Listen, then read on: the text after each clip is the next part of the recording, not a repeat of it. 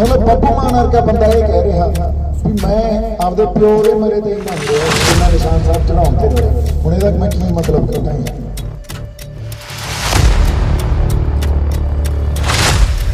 26 ਨੂੰ ਜਦੋਂ ਆਹ ਵਾਕਿਆ ਹੋਇਆ ਮੇਰੇ ਮਾਂ-ਬਾਪ ਜਦੋਂ ਗੁਜ਼ਰਿਆ ਮੈਂ ਕਿਸੇ ਨੂੰ ਰੋਣ ਨਹੀਂ ਦਿੱਤਾ ਨਾ ਮੈਂ ਰੋਣਾ ਸ਼ਾਇਦ ਇਹ ਉਦੋਂ ਬਾਅਦ ਇਹ ਦਿਨ ਸੀ। ਇਹਦਾ ਕੀ ਮਤਲਬ ਕੱਢੀਏ ਹੁਣ ਅਸੀਂ ਫਿਰ ਆਪਣੀਆਂ ਜ਼ਮੀਰਾਂ ਨੂੰ ਜਗਾਓ। ਜੇ ਤੁਹਾਨੂੰ ਇੱਥੋਂ ਤੱਕ ਤੁਸੀਂ ਚਲੇ ਗਏ ਹੋ ਨਾ ਫਿਰ ਤਾਂ ਕੁਝ ਮੈਨੂੰ ਲੱਗਦਾ ਅਧਿਆਤਮਕ ਚਮਤਕਾਰ ਹੀ ਬਚਾ ਸਕਦਾ। ਜੇ ਆਪਦੇ ਉਸ ਨਿਸ਼ਾਨ ਤੋਂ ਮੁਨਕਰ ਹੋ ਗਏ ਹੋ ਜਿਨ੍ਹਾਂ ਨੇ ਤੁਹਾਨੂੰ ਜ਼ਮੀਨਾਂ ਦੇ ਮਾਲਕ ਬਣਾਇਆ ਸੀ, ਇਸੇ ਨਿਸ਼ਾਨ ਦੀ ਅਗਵਾਈ 'ਚ ਅਸੀਂ ਜ਼ਮੀਨਾਂ ਦੇ ਮਾਲਕ ਬਣੇ ਸੀ। ਜੇ ਉੱਥੋਂ ਮੁਨਕਰ ਹੋ ਗਏ ਫਿਰ ਤਾਂ ਕੋਈ ਚਮਤਕਾਰ ਹੀ ਬਚਾ ਸਕਦਾ, ਫਿਰ ਲੱਖਾਂ ਜਾਂ ਦੀਪ ਸਿੱਧੂ ਤਾਂ ਨਹੀਂ ਬਚਾ ਸਕਦੇ। ਹਾਂਜੀ, ਵਾਹਿਗੁਰੂ ਜੀ ਕਾ ਖਾਲਸਾ ਵਾਹਿਗੁਰੂ ਜੀ ਕੀ ਫਤਿਹ। ਪਹਿਲਾਂ ਤਾਂ ਸੰਗਤ ਤੋਂ ਸਾਰੀ ਤੋਂ ਹੱਥ ਜੋੜ ਕੇ ਮਾਫੀ। ਮੈਨੂੰ ਪਤਾ ਲੱਗਿਆ ਬੜਾ ਸਮਾਂ ਹੋ ਗਿਆ, ਪਰ ਜਦੋਂ ਪਿੰਡੋਂ ਪਿੰਡੀ ਤੁਰੇ ਫਿਰਦੇ ਆ ਫਿਰ ਮੱਲੋ ਮੱਲੀ ਉੱਥੇ ਟਾਈਮ ਲੱਗ ਜਾਂਦਾ ਇੱਕ ਥਾਂ ਤੋਂ। ਇਸ ਕਰਕੇ ਨਹੀਂ ਵੀ ਕਿਤੇ ਰੁਕ ਗਏ ਸੀ, ਇਸ ਕਰਕੇ ਕਿਉਂਕਿ ਹਰ ਬੰਦੇ ਨੂੰ ਮਿਲਣਾ ਪੈਂਦਾ। ਉਹਨਾਂ ਦੇ ਕੁਝ ਵਲਵਲੇਵੇਂ ਜਿਹੜੇ ਮਨਾਂ 'ਚ ਕੁਝ ਆਪਦੇ ਵਿਚਾਰ ਪਏ ਹੁੰਦੇ ਆ ਉਹ ਵੀ ਗੱਲਬਾਤ ਕਰਨੀ ਪੈਂਦੀ ਹੈ, ਜਿਵੇਂ ਆਪਾਂ ਹੁਣ ਜੁੜ ਕੇ ਬੈਠੇ ਹਾਂ। ਸੋ ਸਾਡੀ ਇਹ ਮੈਂ ਅੱਜ ਸਵੇਰੇ ਵੀ ਇਹੀ ਗੱਲ ਕਰਦਾ ਸੀ ਵੀ ਸਾਡੀ ਪਰੰਪਰਾ ਹੀ ਇਹ ਆ, ਸੰਗਤ ਰੂਪ 'ਚ ਅਸੀਂ ਇਕੱਠੇ ਹੋਈਏ, ਬੈਠ ਕੇ ਵਿਚਾਰਾਂ ਕਰੀਏ, ਗੱਲਾਂ ਬਾਤਾਂ ਕਰੀਏ। ਇਹੀ ਸਾਡਾ ਜਿਹੜੀ ਤੁਸੀਂ ਕਹਿ ਲਓ ਇੱਕ ਸੱਭਿਆਚਾਰਕ ਪਰੰਪਰਾ। ਇਹਨੂੰ ਜ਼ਰੂਰੀ ਨਹੀਂ ਮੇਰੀ ਵੇਟ ਕਰੋ ਤੁਸੀਂ, ਮੈਨੂੰ ਲੱਗਦਾ ਪਿੰਡਾਂ ਦੇ ਸਾਡੇ ਬੰਦਿਆਂ ਨੂੰ ਜਾਂ ਤੁਹਾਡੇ ਪਿੰਡ 'ਚ ਆਪ ਵੀ ਤੁਹਾਨੂੰ ਇਹ ਜਿਹੜੀ ਸੰਗਤ ਰੂਪ ਵਿਚਾਰ ਕਰਨੀ ਚਾਹੀਦੀ ਆ। ਮਹੀਨੇ 'ਚ ਚਾਹੇ ਇੱਕ ਵਾਰੀ ਇਕੱਠੇ ਹੋ ਜਾਓ ਤੇ ਉੱਥੇ ਸਾਡੇ ਚਾਹੇ ਧਾਰਮਿਕ ਕੋਈ ਮੁੱਦੇ ਹੋਣ ਜਾਂ ਸਾਡੇ ਸਮਾਜਿਕ ਮੁੱਦੇ ਹੋਣ ਜਾਂ ਰਾਜਨੀਤਿਕ ਮੁੱਦੇ ਹੋਣ, ਉਹਨਾਂ ਸਾਰੀਆਂ ਗੱਲਾਂ ਨੂੰ ਵਿਚਾਰਿਆ ਜਾਣਾ ਚਾਹੀਦਾ। ਪੁਰਾਣੇ ਸਮਿਆਂ 'ਚ ਬਜ਼ੁਰਗ ਸਾਡੇ ਦੱਸਦੇ ਹੁੰਦੇ ਸੀ ਵੀ ਇਹ ਵਰਤਾਰਿਆਂ ਇਹ ਵਾਪਰਦੇ ਹੁੰਦੇ ਸੀ। ਇਹਦੇ ਨਾਲ ਇੱਕ ਤਾਂ ਲੋਕ ਆਪਸ 'ਚ ਜੁੜੇ ਰਹਿੰਦੇ ਸੀ ਤੇ ਇੱਕ ਬੜੇ ਜਾਗਰੂਕਤਾ ਰਹਿੰਦੀ ਸੀ ਸਾਡੇ ਪਿੰਡਾਂ 'ਚ ਸਾਡੇ ਨਗਰਾਂ 'ਚ, ਕਿਉਂਕਿ ਇਸ ਜਾਗਰੂਕਤਾ ਮੁਹਿੰਮ ਦੇ ਤਹਿਤ ਹੀ ਆਪਾਂ ਵੀ ਬੈਠੇ ਹਾਂ। ਅੱਜ ਸਾਡੇ ਤੇ ਭੀੜ ਪਈ ਪੰਜਾਬ ਤੇ, ਸਾਡੀ ਕਿਸਾਨੀ ਤੇ, ਸਾਡੀ ਹੋਂਦ ਤੇ, ਪੰਜਾਬ ਦੀ ਹੋਂਦ ਦਾ ਮਸਲਾ ਬਣ ਗਿਆ। ਨਵੇਂ ਜਿਹੜੇ 3 ਕਾਨੂੰਨ ਸਰਕਾਰ ਨੇ ਲਾਗੂ ਕਰਤੇ, ਪਿਛਲੇ 7-8 ਮਹੀਨਿਆਂ ਤੋਂ ਆਪਾਂ ਨਿਰੰਤਰ ਲੜਾਈ ਲੜ ਰਹੇ ਹਾਂ। ਸਮੇਂ-ਸਮੇਂ ਤੋਂ ਸਰਕਾਰ ਨੂੰ ਇਹ ਦੱਸ ਰਹੇ ਹਾਂ ਵੀ ਇਹ ਕਾਨੂੰਨ ਸਾਡੇ ਲਈ ਬੜੇ ਖਤਰਨਾਕ ਆ ਔਰ ਕਿਸਾਨੀ ਲਈ ਸਭ ਤੋਂ ਵੱਡੀ ਜਿਹੜੀ ਅੱਜ ਉਹਨਾਂ ਦੀ ਹੋਂਦ ਦੀ ਲੜਾਈ ਤੇ ਪੰਜਾਬ ਕਿਸਾਨੀ ਤੋਂ ਬਿਨਾਂ, ਖੇਤੀ ਤੋਂ ਬਿਨਾਂ ਨਹੀਂ ਕਲਪਿਆ ਜਾ ਸਕਦਾ। ਕਿਸਾਨ ਕੱਲਾ ਪੰਜਾਬ ਦਾ ਮੈਂ ਤੁਹਾਨੂੰ ਇਹ ਦੇਖਾਂ ਤਾਂ ਮੈਨੂੰ ਲੱਗਦਾ 1966 ਚ ਕੱਲੇ ਪੰਜਾਬ ਨੇ ਘੱਟੋ ਘੱਟ 70% ਬੰਦਿਆਂ ਨੂੰ, ਹਿੰਦੁਸਤਾਨ ਦਿਆਂ ਨੂੰ ਅਨਾਜ ਦਿੱਤਾ ਸੀ ਜਦੋਂ ਗ੍ਰੀਨ ਰੈਵੋਲੂਸ਼ਨ ਲੈ ਕੇ ਆਏ ਆ। ਇਹ ਸਾਰੇ ਪੰਜਾਬ ਨੂੰ ਗ੍ਰੀਨ ਰੈਵੋਲੂਸ਼ਨ ਦੇ ਅਧੀਨ ਚੁਣਿਆ ਗਿਆ। ਬਾਕੀ ਥਾਂ ਤੇ ਕਿਤੇ ਇੱਕ ਪਿੰਡ ਚੁਣ ਲਿਆ, ਕਿਤੇ ਇੱਕ ਸ਼ਹਿਰ, ਇੱਕ ਡਿਸਟ੍ਰਿਕਟ ਚੁਣ ਲਿਆ। ਜਿਵੇਂ ਆਪਣਾ ਕੱਲਾ ਫਰੀਦਕੋਟ ਮੰਨ ਲਓ ਚੁਣ ਲੈਂਦੇ ਤਾਂ ਬਾਕੀ ਥਾਂ ਤੇ ਉਹ ਰੇਹਾਂ ਸਪਰੇਆਂ ਨੇ ਜਾਂ ਸਾਡੇ ਜਿਵੇਂ ਪਾਣੀਆਂ ਤੇ ਆਪਾਂ ਝੋਨੇ ਲਾ ਕੇ ਆਪਦੇ ਪਾਣੀ ਮੁਕਾ ਲਏ, ਸਾਡੀਆਂ ਰਵਾਇਤੀ ਫਸਲਾਂ ਤੋਂ ਦੂਰ ਹੋ ਗਏ। ਉਹ ਵਰਤਾਰਾ ਬਾਕੀ ਥਾਂ ਤੇ ਨਹੀਂ ਚੱਲਿਆ, ਪੰਜਾਬ 'ਚ ਚੱਲਿਆ। ਸਾਡੀਆਂ ਰਵਾਇਤੀ ਫਸਲਾਂ ਤੋਂ ਅਸੀਂ ਦੂਰ ਹੋ ਗਏ। ਸਾਡੇ 10-10 ਫੁੱਟ ਤੇ ਪਾਣੀ ਹੁੰਦੇ ਸੀ, ਅੱਜ ਕਿੱਥੇ 500-500 ਫੁੱਟ 700-700 ਫੁੱਟ ਤੇ ਪਾਣੀ ਚਲੇ ਗਏ, ਹੋ ਸਕਦਾ ਉਦੋਂ ਵੀ ਥੱਲੇ ਚਲੇ ਗਏ। ਹੁਣ ਬਿਮਾਰੀਆਂ ਨਾਲ ਜੂਝੀ ਜਾਂਦੇ ਆ, ਕਰਜ਼ਿਆਂ ਨਾਲ ਜੂਝੀ ਜਾਂਦੇ ਆ। ਕਿਉਂਕਿ ਅਸੀਂ ਸਾਡੀਆਂ ਰਵਾਇਤੀ ਫਸਲਾਂ ਤੋਂ ਦੂਰ ਹੋ ਕੇ ਉਹ ਫਸਲਾਂ ਉਗਾ ਕੇ ਇਹਨਾਂ ਦਾ ਢਿੱਡ ਭਰੇ ਆ ਜਿਹੜੀਆਂ ਫਸਲਾਂ ਇਸ ਧਰਤੀ ਦੀਆਂ ਸੀ ਨਹੀਂ। ਪਰ ਇਹ ਇੰਨੀ ਜਰਖੇਜ਼ ਧਰਤੀ ਆ, ਇਸ ਧਰਤੀ ਨੇ ਉਹਨਾਂ ਫਸਲਾਂ ਨੂੰ ਵੀ ਸਿਹਾ ਜਿਹੜੀਆਂ ਫਸਲਾਂ ਇਸ ਧਰਤੀ ਦੀਆਂ ਨਹੀਂ ਸੀ। ਅੱਜ ਅਸੀਂ ਬਹੁਤ ਕੋਈ ਸਿਹਤਮੰਦ ਜ਼ਮੀਨ ਤੇ ਖੇਤੀ ਨਹੀਂ ਕਰ ਰਹੇ, ਵਾਹੀ ਨਹੀਂ ਕਰ ਰਹੇ। ਸਾਡੀ ਜ਼ਮੀਨ ਵੀ ਗੰਦਲੀ ਆ, ਸਾਡੇ ਪਾਣੀ ਵੀ ਖੋਹ ਕੇ ਲੈ ਗਏ। ਤੇ ਜਿਹੜੇ ਸਿਆਸਤਦਾਨ ਆ ਉਹਨਾਂ ਨੇ ਦਿੱਤਾ ਕੀ? ਅਸੀਂ ਵੋਟਾਂ ਪਾ ਕੇ ਉਹਨਾਂ ਨੂੰ ਜਿਤਾਇਆ, MLA MP ਮੰਤਰੀ CM ਬਣਾਏ, ਕੁਝ ਦਿੱਤਾ ਸਾਨੂੰ ਅੱਜ ਤਾਈਂ? ਅੱਜ ਤੁਹਾਡੇ ਤੇ ਵਕਤ ਪਿਆ, ਅਸੀਂ ਆਪਦੀ ਹੋਂਦ ਦੀ ਲੜਾਈ ਲੜ ਰਹੇ ਹਾਂ। ਸਾਡੇ ਨਾਲ ਆ ਕੇ ਬੈਠਾ ਕੋਈ ਕਿਸੇ ਮੋਰਚੇ 'ਚ ਕੋਈ ਬੰਦਾ ਆਪਣਾ MLA MP ਬੈਠਾ ਹੋਵੇ, ਕਿਤੇ ਸਾਡਾ ਕੋਈ ਮੰਤਰੀ ਆ ਕੇ ਬੈਠਾ ਹੋਵੇ ਜਾਂ ਕਹਿੰਦਾ ਹੋਵੇ ਅਸੀਂ ਤੁਹਾਡੇ ਨਾਲ ਆ, ਫਿਰ ਇਹਨਾਂ ਨੂੰ ਇਹ ਸਮਝ ਨਹੀਂ, ਵੱਧ ਅਧਿਕਾਰਾਂ ਦੀ ਗੱਲ ਸੰਤਾਂ ਨੇ ਕੀਤੀ ਸੀ। ਕਿਉਂ ਕੀਤੀ ਸੀ? ਅੱਜ ਪ੍ਰਤੱਖ ਹੋ ਗਈ ਆ ਗੱਲ।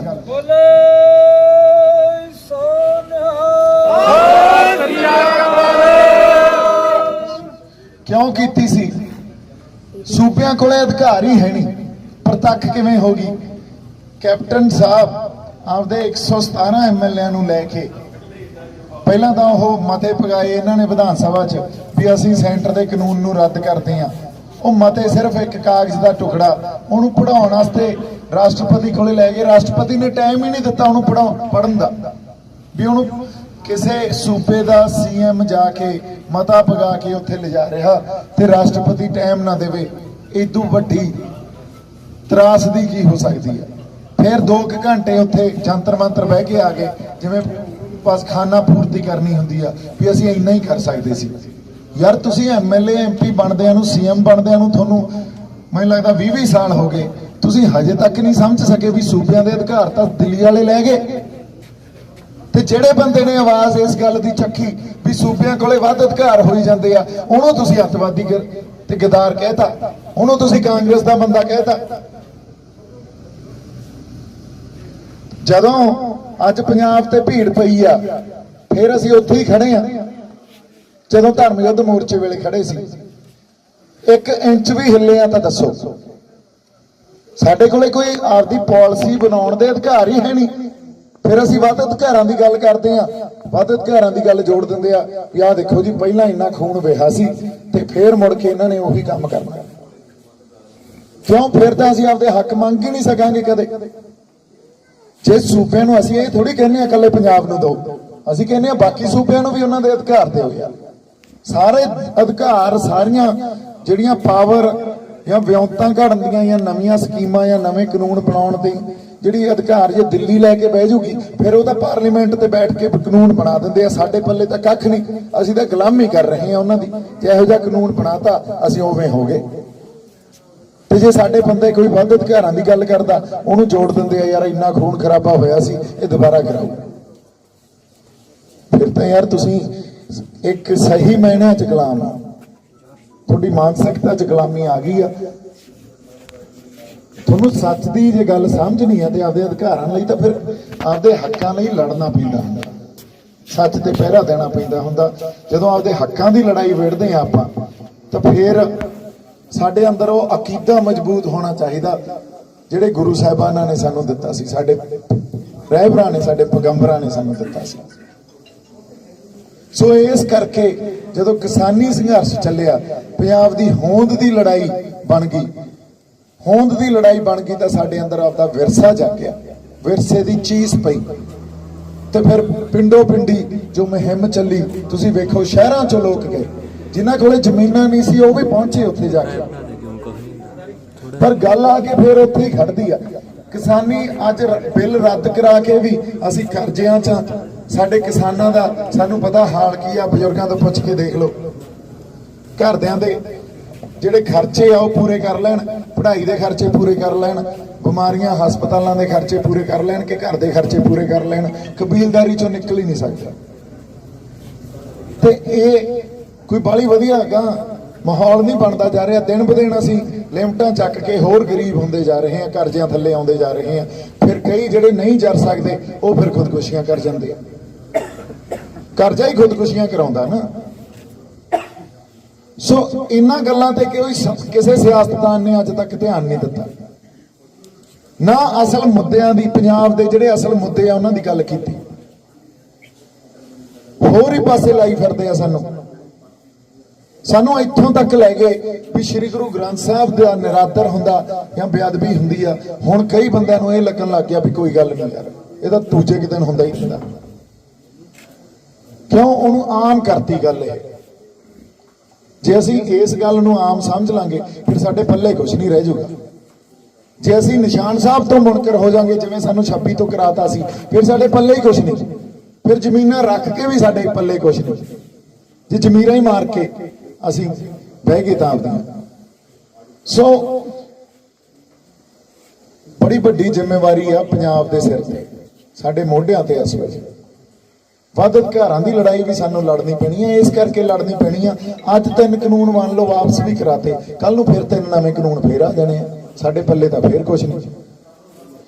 ਸਮੇਂ ਤੋਂ ਜਿਹੜੇ ਸੰਵਿਧਾਨ 'ਚ ਸਮੇਂ ਤੋਂ ਇਹ ਅਮੈਂਡਮੈਂਟ ਕਰਕੇ ਤੇ ਜਿਹੜੇ ਸੂਬਿਆਂ ਕੋਲੇ ਅਧਿਕਾਰ ਸੀ ਉਹ ਲੈਂਦੇ ਚਲੇ ਗਏ।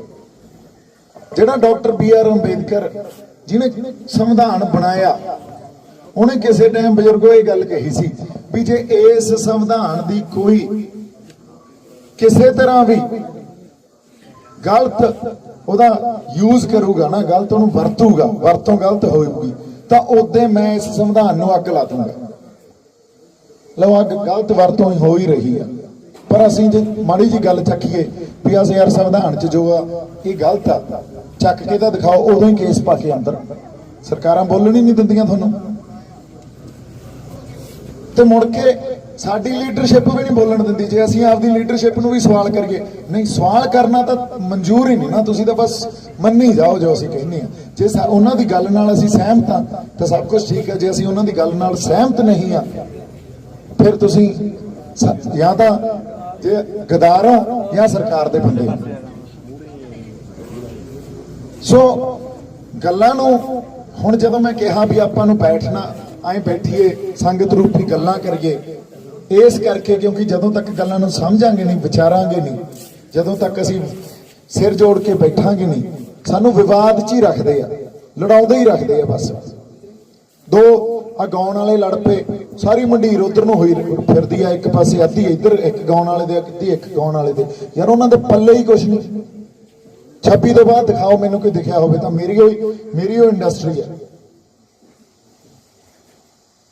ਮਤਲਬ ਬੱਬੂ ਮਾਨ ਵਰਗਾ ਬੰਦਾ ਇਹ ਕਹਿ ਰਿਹਾ ਵੀ ਮੈਂ ਆਪਦੇ ਪਿਓ ਦੇ ਮਰੇ ਤੇ ਇੰਨਾ ਨਹੀਂ ਰੋਇਆ ਸੀ ਜਿੰਨਾ ਨਿਸ਼ਾਨ ਸਾਹਿਬ ਚੜਾਉਣ ਤੇ ਰੋਇਆ। ਹੁਣ ਇਹਦਾ ਮੈਂ ਕੀ ਮਤਲਬ ਕੱਢਾਂ ਯਾਰ, ਤੁਸੀਂ ਦੱਸੋ ਇਹਦਾ ਕੀ ਮਤਲਬ ਕੱਢੀਏ ਹੁਣ ਅਸੀਂ? ਫਿਰ ਆਪਦੀਆਂ ਜ਼ਮੀਰਾਂ ਨੂੰ ਜਗਾਓ ਭਾਈ। ਜੇ ਤੁਹਾਨੂੰ ਇੱਥੋਂ ਤੱਕ ਤੁਸੀਂ ਚਲੇ ਗਏ ਹੋ ਨਾ, ਫਿਰ ਤਾਂ ਕੁਛ ਮੈਨੂੰ ਲੱਗਦਾ ਅਧਿਆਤਮਕ ਚਮਤਕਾਰ ਹੀ ਬਚਾ ਸਕਦਾ।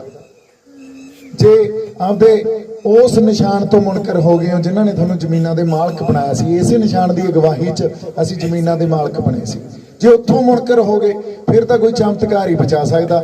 ਫਿਰ ਲੱਖਾ ਜਾਂ ਦੀਪ ਸਿੱਧੂ ਤਾਂ ਨਹੀਂ ਬਚਾ ਸਕਦੇ। ਵੀ ਅਸੀਂ ਹੁਣ ਬਹੁਤ ਹੋ ਗਿਆ, ਤੌਹਮਤਾਂ ਲਾਈਆਂ, ਇਲਜ਼ਾਮ ਲਾਤੇ, ਗਦਾਰੀਆਂ ਦੇ ਸਰਟੀਫਿਕੇਟ ਵੰਡਤੇ। ਹੁਣ ਤੁਸੀਂ ਏਕਾ ਰੱਖ ਕੇ ਚੱਲੋ। ਜੇ ਜਿੱਤਣਾ ਤਾਂ ਸਰਕਾਰ ਏਕੇ ਤੋਂ ਡਰਦੀ ਆ, ਤੇ ਜੇ ਅਸੀਂ ਐਂ ਆਪਸ 'ਚ ਲੱਤਾਂ ਖਿੱਚਦੇ ਰਹੇ ਇੱਕ ਦੂਜੇ ਦੀਆਂ, ਫਿਰ ਸਾਡਾ ਕੁਝ ਨਹੀਂ ਬਚਿਆ ਜਾਣਾ। ਏਕੇ 'ਚ ਰਹਾਂਗੇ ਤਾਂ ਸਰਕਾਰਾਂ ਡਰਨਗੀਆਂ ਤੇ ਅਸੀਂ ਆਪਣੀਆਂ ਮੰਗਾਂ ਵੀ ਮਨਾ ਕੇ ਤੇ ਜਿੱਤ ਕੇ ਆਵਾਂਗੇ। ਅਗਲੀ ਗੱਲ, ਪੰਜਾਬ ਦੀ ਸਿਆਸਤ ਨੂੰ ਵੀ ਸਿਰਜਣਾ, ਇਹ ਵੀ ਜ਼ਿੰਮੇਵਾਰੀ ਤੁਹਾਡੇ ਚਿਹਰਿਆਂ, ਤੁਹਾਡੇ ਮੋਢਿਆਂ ਤੇ ਆ। ਪੰਜਾਬ ਨੂੰ ਨਵੀਂ ਸਿਆਸਤ ਦੀ ਲੋੜ ਆ, ਸਾਨੂੰ ਉਸ ਸਿਆਸਤ ਦੀ ਲੋੜ ਆ ਜਿਹੜੀ ਲੀਡਰਸ਼ਿਪ ਸਾਡੇ ਨਾਲ ਜਦੋਂ ਲੋੜ ਪਵੇ ਤਾਂ ਲੋਕਾਂ ਦੇ ਹੱਕ ਹਕੂਕ ਦੀ ਗੱਲ ਕਰੇ, ਸਾਡੇ ਨਾਲ ਧਰਨਿਆਂ 'ਚ ਮੋਰਚਿਆਂ 'ਚ ਆ ਕੇ ਬੈਠੇ। ਸਾਨੂੰ ਚੰਡੀਗੜ੍ਹ ਕੋਠੀਆਂ 'ਚ ਬੈਠਣ ਵਾਲੀ ਲੀਡਰਸ਼ਿਪ ਨਹੀਂ ਚਾਹੀਦੀ ਭਾਈ ਜੀ। ਬੜਾ ਉਹਨਾਂ ਨੇ ਕੋਠੀਆਂ ਬਣਾ ਲਈਆਂ, ਜਾਇਦਾਦਾਂ ਬਣਾ ਲਈਆਂ, ਹੁਣ ਤਾਂ ਸਾਨੂੰ ਇਸ ਗੱਲ ਨੂੰ ਸਮਝਣਾ ਪਊਗਾ। ਚੋਣਾਂ ਵੇਲੇ ਦੇਖਦੇ ਆ, ਉਦੋਂ ਬਾਅਦ ਸਾਨੂੰ ਕੋਈ ਨਹੀਂ ਦਿੰਦਾ ਇੱਥੇ।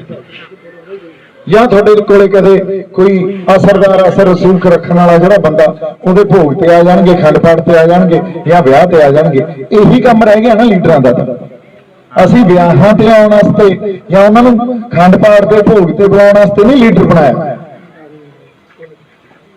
ਸੋ ਜੇ ਗੱਲਾਂ ਨੂੰ ਅਸੀਂ ਨਹੀਂ ਸਮਝਾਂਗੇ, ਔਰ ਅਗਲੀ ਗੱਲ, ਜੇ ਤੁਸੀਂ ਆਪਸ 'ਚ ਪੰਚਾਇਤੀ ਰੂਪ 'ਚ ਇਕੱਠੇ ਹੋ ਕੇ ਪਾਰਟੀਆਂ ਤੋਂ ਉੱਤੇ ਉੱਠ ਕੇ ਹੁਣ ਨਹੀਂ ਸੋਚੋਗੇ, ਅਕਾਲੀ ਕਾਂਗਰਸ ਬਹੁਤ ਹੋ ਗਿਆ, ਆਮ ਆਦਮੀ ਪਾਰਟੀ ਵੀ ਦੇਖ ਲਈ ਅਸੀਂ, ਕਿਸੇ ਨੇ ਕੁਛ ਨਹੀਂ ਕੀਤਾ, ਬਸ ਆਪਦਾ ਏਜੰਡਾ ਜਿਹਾ ਲੈ ਕੇ ਫਿਰਦੇ ਰਹਿੰਦੇ ਆ। ਪਰ ਮੈਨੂੰ ਇੱਕ ਦੱਸੋ, ਆਪਦੀ ਧਰਤੀ ਲਈ, ਆਪਦੀ ਲੋਕਾਂ ਲਈ ਕੁਛ ਕੀਤਾ ਹੋਵੇ? ਜਦੋਂ ਭੀੜ ਪਈ ਅੱਜ, ਇਹਨਾਂ ਨੂੰ ਚਾਹੀਦਾ ਸੀ ਕਿ ਜਿੰਨੇ ਦੇਰ ਅਸੀਂ ਕਿਸਾਨ, ਅਸੀਂ ਤਾਂ ਸੜਕਾਂ ਤੇ ਬੈਠੇ ਆ, ਤੰਬੂਆਂ 'ਚ ਬੈਠੇ ਆ, ਜੇਲ੍ਹਾਂ 'ਚ ਵੀ ਜਾਏ, ਇਹਨਾਂ ਨੂੰ ਚਾਹੀਦਾ ਸੀ ਕਿ ਦਿੱਲੀ ਬਹਿ ਜਾਂਦੇ ਉੱਥੇ। ਇਹ ਚਾਹੀਦੇ ਸੀ ਪਾਰਲੀਮੈਂਟ ਦੇ ਅੱਗੇ ਬੈਠੇ ਨੇ ਵੀ ਆ ਪੰਜਾਬ ਦੀ ਸਾਰੀ ਪੋਲੀਟੀਕਲ ਲੀਡਰਸ਼ਿਪ ਆ ਜਿਹੜੀ ਆ ਬੈਠੀ ਆ ਪਾਰਲੀਮੈਂਟ ਦੇ ਅੱਗੇ, ਸੰਸਦ ਭਵਨ ਦੇ ਅੱਗੇ। ਆ ਬੈਠੇ ਆ ਜੰਤਰ ਮੰਤਰ ਬਾਈ ਉੱਥੇ ਹੀ ਬੈਠੇ ਆ, ਇਹ ਵੀ ਉੱਥੇ ਦੇ ਲੀਡਰਸ਼ਿਪ ਤਾਂ ਉਹ ਹੋਈ ਨਾ ਫਿਰ। ਹਾਂ ਫਿਰ ਇਹ ਤਾਂ ਐ ਆ ਵੀ ਇਹਨਾਂ ਨੇ ਤਾਂ ਹੁਣ ਦੇਖੋ ਚੋਣਾਂ ਵੇਲੇ ਇਹਨਾਂ ਨੇ ਫੇਰ ਖੜੇ ਹੋ ਜਾਣਾ। ਸੋ ਜੇ ਹਜੇ ਵੀ ਅਸੀਂ ਇਹੀ ਕੁਝ ਕਰਦੇ ਰਹੇ ਫਿਰ ਸਾਡਾ ਵੀ ਕੁਝ ਨਹੀਂ ਬੱਠਿਆ ਜਾਣਾ, ਕਿਸੇ ਨੇ ਨਹੀਂ ਪੁੱਛਣਾ, ਪੇਰਾਂ ਬੱਠੇ ਨਹੀਂ ਪੁੱਛਣਾ। ਹੁਣ ਤੁਹਾਨੂੰ ਆਪ ਉਹਨਾਂ ਪਾਰਟੀਆਂ ਦੇ ਉੱਤੇ ਉੱਠਣਾ ਪਊਗਾ। ਸਾਡਾ ਘਾਣ ਕਰਤਾ ਉਹਨਾਂ ਨੇ, ਸਾਡੀ ਮਿੱਟੀ ਨਾਲ ਅਸਲ ਗਦਾਰੀ ਉਹਨਾਂ ਨੇ ਕੀਤੀ ਆ। ਉਹ ਸਾਡੇ ਲੋਕ ਤਾਂ ਹੈ ਹੀ ਨਹੀਂ, ਉਹ ਤੁਹਾਨੂੰ ਦੇਖਦੇ ਹੀ ਪੰਜਾਬੀ ਆ ਪਰ ਉਹ ਪੰਜਾਬੀ ਨਹੀਂ ਆ। ਜਿਹੜਾ ਪੰਜਾਬੀ ਹੋਊਗਾ ਆ ਤੁਸੀਂ ਵੇਖ ਲਓ, ਮੇਰੇ 'ਚ ਤਾਂ ਕੁਝ ਵੀ ਨਹੀਂ ਹੈ ਨਾ, ਮੈਂ ਵਾਕਈ ਕੁਝ ਵੀ ਨਹੀਂ ਆ, ਪਰ ਦਰਦ ਤਾਂ ਤੁਹਾਡੇ 'ਚ ਆ ਨਾ ਜਿਹੜੇ 3-3 4-4 ਘੰਟਿਆਂ ਤੋਂ ਬੈਠੇ ਆ। ਤਾਂ ਪੰਜਾਬੀਅਤ ਤਾਂ ਇਹ ਹੁੰਦੀ ਹੈ। ਪੰਜਾਬੀਅਤ ਤਾਂ ਸਾਨੂੰ ਦਿੱਲੀ ਦੀਆਂ ਸਰਹੱਦਾਂ ਤੇ ਲੈ ਕੇ ਖਿੱਚ ਕੇ ਉੱਥੇ ਸੜਕਾਂ ਤੇ ਲੰਗਰ ਲਾਈ ਬੈਠੇ ਆ, ਰੋਟੀਆਂ ਪਕਾਈ ਜਾਂਦੇ ਆ। ਜਜ਼ਬਾ ਤਾਂ ਆ ਹੁੰਦਾ ਤੇ ਇਹਨਾਂ 'ਚ ਜਜ਼ਬਾ ਤੁਹਾਨੂੰ ਲੱਗਦਾ ਇਹਨਾਂ 'ਚ ਜਜ਼ਬਾ ਹੋਊਗਾ? ਸੋ ਬੜਾ ਕੁਛ ਕਰਨ ਵਾਲਾ। ਅਸੀਂ ਆਪਦੇ ਪਾਣੀ ਵਾਪਸ ਲੈਣੇ ਆ, ਅਸੀਂ ਆਪਦੀ ਮਿੱਟੀ ਨੂੰ ਫੇਰ ਸਿਹਤਮੰਦ ਬਣਾਉਣਾ, ਆਪਦੀਆਂ ਜ਼ਮੀਨਾਂ ਨੂੰ ਸਿਹਤਮੰਦ ਬਣਾਉਣਾ, ਅਸੀਂ ਕਿਸਾਨਾਂ ਨੂੰ ਕਰਜ਼ਿਆਂ ਚੋਂ ਕੱਢਣਾ, ਅਸੀਂ ਆਪਦੀ ਰਵਾਇਤੀ ਫਸਲਾਂ ਵੱਲ ਵਾਪਸ ਜਾਣਾ। ਅਸੀਂ ਇੱਥੋਂ ਪ੍ਰਵਾਸ ਜਿਸ ਤਰ੍ਹਾਂ ਹੋ ਰਿਹਾ ਮਿੱਤਰੋ, ਜੇ ਪੰਜਾਬ ਜਾਂ ਪਿੰਡ ਸਾਡੇ ਤੋਂ ਖੁਰ ਗਏ ਨਾ, ਸਾਡੇ ਫਿਰ ਪੈਰ ਕਿਤੇ ਵੀ ਨਹੀਂ ਲੱਗਣੇ, ਜਿਹੜੀ ਮਰਜ਼ੀ ਧਰਤੀ ਤੇ ਵਗ ਜਾਓ।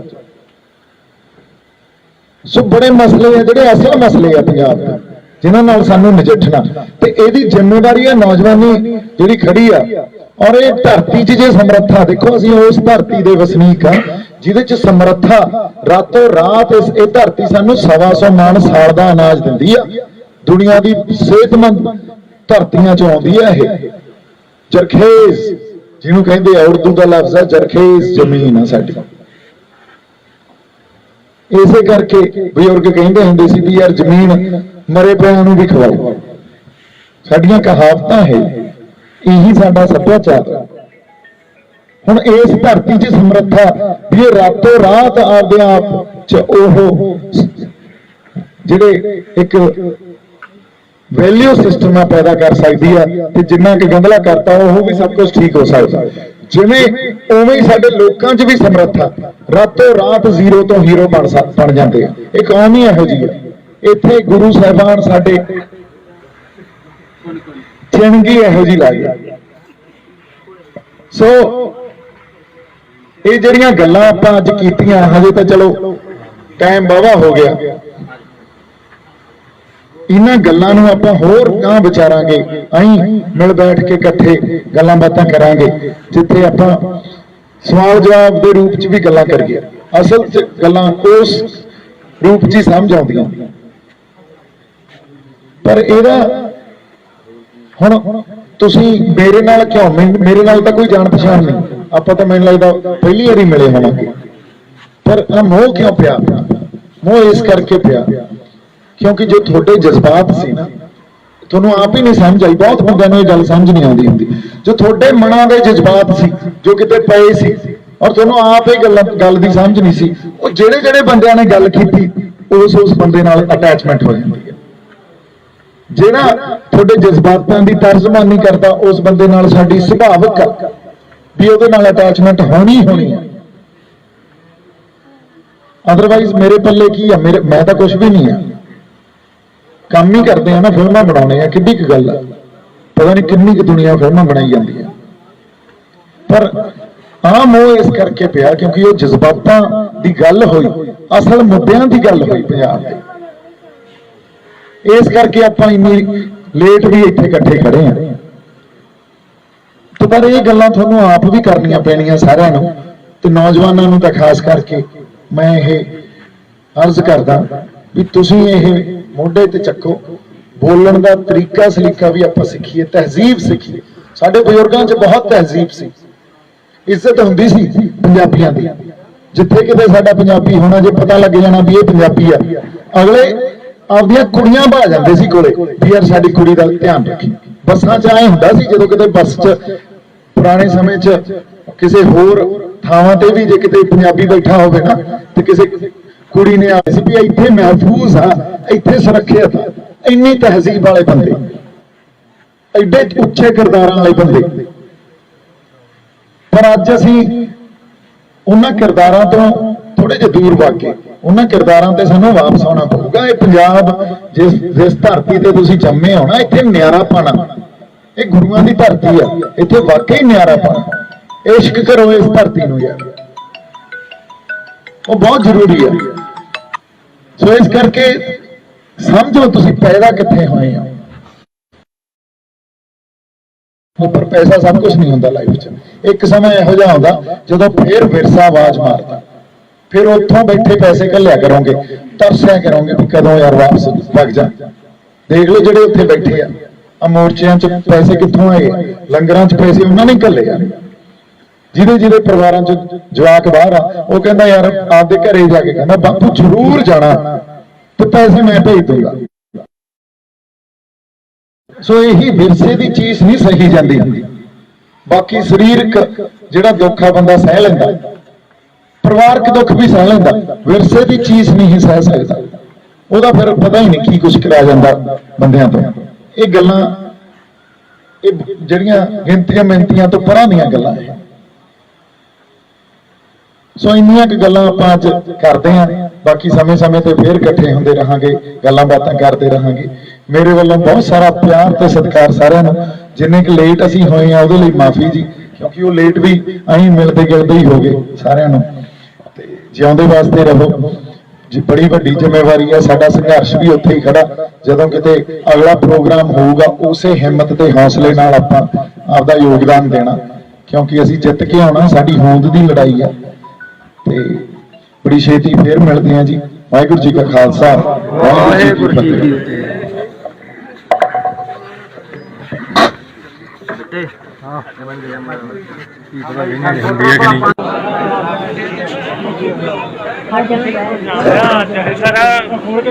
ਵਾਹਿਗੁਰੂ ਜੀ ਕਾ ਖਾਲਸਾ, ਸ੍ਰੀ ਵਾਹਿਗੁਰੂ ਜੀ ਕੀ ਫਤਿਹ।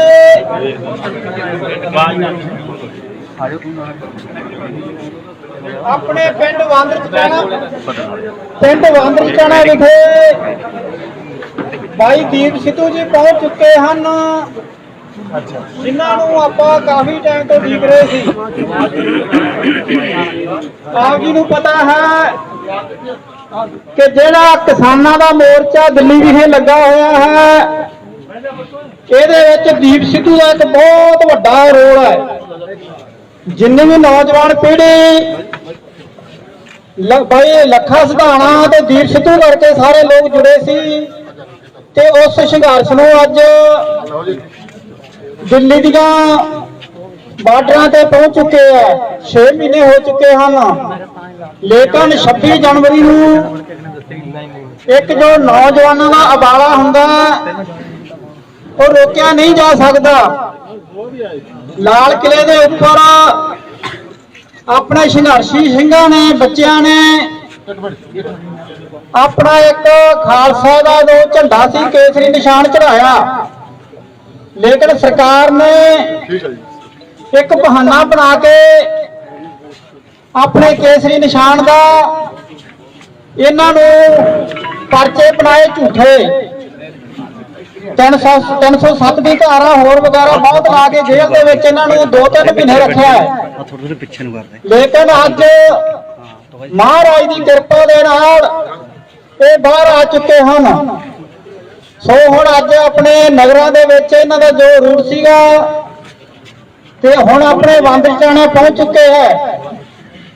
ਸੋ ਮੈਂ ਬਾਈਆਂ ਬੇਨਤੀਆਂ ਨਾ ਕਰਦਾ ਹੋਇਆ ਹੁਣ ਬਾਈ ਦੀਪ ਸਿੱਧੂ ਨੂੰ ਬੇਨਤੀ ਕਰੂੰਗਾ ਕਿ ਉਹ ਆਪਣੇ ਵਿਚਾਰ ਤੁਹਾਡੇ ਸਨਮੁਖ ਰੱਖਣ। ਵਾਹਿਗੁਰੂ ਜੀ ਕਾ ਖਾਲਸਾ, ਵਾਹਿਗੁਰੂ ਜੀ ਕੀ ਫਤਿਹ।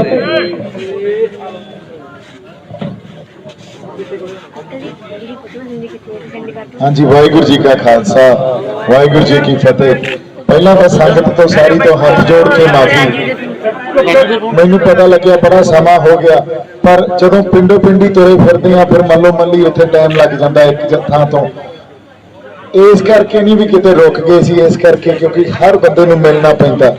ਉਹਨਾਂ ਦੇ ਕੁਝ ਵਲਵਲੇਵੇਂ ਜਿਹੜੇ ਮਨਾਂ 'ਚ ਕੁਝ ਆਪਦੇ ਵਿਚਾਰ ਪਏ ਹੁੰਦੇ ਆ, ਉਹ ਵੀ ਗੱਲਬਾਤ ਕਰਨੀ ਪੈਂਦੀ ਹੈ। ਜਿਵੇਂ ਆਪਾਂ ਹੁਣ ਜੁੜ ਕੇ ਬੈਠੇ ਆ, ਸੋ ਸਾਡੀ ਇਹ, ਮੈਂ ਅੱਜ ਸਵੇਰੇ ਵੀ ਇਹੀ ਗੱਲ ਕਰਦਾ ਸੀ ਵੀ ਸਾਡੀ ਪਰੰਪਰਾ ਹੀ ਇਹ ਆ, ਸੰਗਤ ਰੂਪ 'ਚ ਅਸੀਂ ਇਕੱਠੇ ਹੋਈਏ, ਬੈਠ ਕੇ ਵਿਚਾਰਾਂ ਕਰੀਏ, ਗੱਲਾਂ ਬਾਤਾਂ ਕਰੀਏ। ਇਹੀ ਸਾਡਾ ਜਿਹੜੀ ਤੁਸੀਂ ਕਹਿ ਲਓ ਇੱਕ ਸੱਭਿਆਚਾਰਕ ਪਰੰਪਰਾ, ਇਹਨੂੰ ਜ਼ਰੂਰੀ ਨਹੀਂ ਮੇਰੀ ਵੇਟ ਕਰੋ ਤੁਸੀਂ। ਮੈਨੂੰ ਲੱਗਦਾ ਪਿੰਡਾਂ ਵੀ ਸਾਡੇ ਬੰਦਿਆਂ ਨੂੰ ਜਾਂ ਤੁਹਾਡੇ ਪਿੰਡ 'ਚ ਆਪ ਵੀ ਤੁਹਾਨੂੰ ਇਹ ਜਿਹੜੀ ਸੰਗਤ ਰੂਪ ਵਿਚਾਰ ਕਰਨੀ ਚਾਹੀਦੀ ਆ। ਮਹੀਨੇ 'ਚ ਚਾਹੇ ਇੱਕ ਵਾਰੀ ਇਕੱਠੇ ਹੋ ਜਾਓ ਤੇ ਉੱਥੇ ਸਾਡੇ ਚਾਹੇ ਧਾਰਮਿਕ ਕੋਈ ਮੁੱਦੇ ਹੋਣ ਜਾਂ ਸਾਡੇ ਸਮਾਜਿਕ ਮੁੱਦੇ ਹੋਣ ਜਾਂ ਰਾਜਨੀਤਿਕ ਮੁੱਦੇ ਹੋਣ, ਉਹਨਾਂ ਸਾਰੀਆਂ ਗੱਲਾਂ ਨੂੰ ਵਿਚਾਰਿਆ ਜਾਣਾ ਚਾਹੀਦਾ। ਪੁਰਾਣੇ ਸਮਿਆਂ 'ਚ ਬਜ਼ੁਰਗ ਸਾਡੇ ਦੱਸਦੇ ਹੁੰਦੇ ਸੀ ਵੀ ਇਹ ਵਰਤਾਰਿਆਂ ਵਾਪਰਦੇ ਹੁੰਦੇ ਸੀ।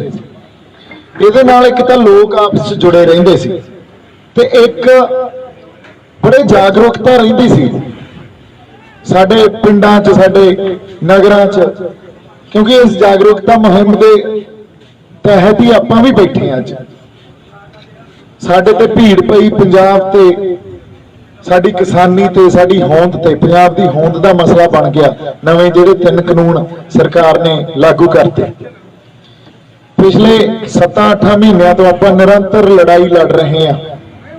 ਸਮੇਂ-ਸਮੇਂ ਤੋਂ ਸਰਕਾਰ ਨੂੰ ਇਹ ਦੱਸ ਰਹੇ ਹਾਂ ਵੀ ਇਹ ਕਾਨੂੰਨ ਸਾਡੇ ਲਈ ਬੜੇ ਖਤਰਨਾਕ ਆ ਔਰ ਕਿਸਾਨੀ ਲਈ ਸਭ ਤੋਂ ਵੱਡੀ ਜਿਹੜੀ ਅੱਜ ਉਹਨਾਂ ਦੀ ਹੋਂਦ ਦੀ ਲੜਾਈ ਤੇ ਪੰਜਾਬ ਕਿਸਾਨੀ ਤੋਂ ਬਿਨਾਂ, ਖੇਤੀ ਤੋਂ ਬਿਨਾਂ ਨਹੀਂ ਕਲਪਿਆ ਜਾ ਸਕਦਾ।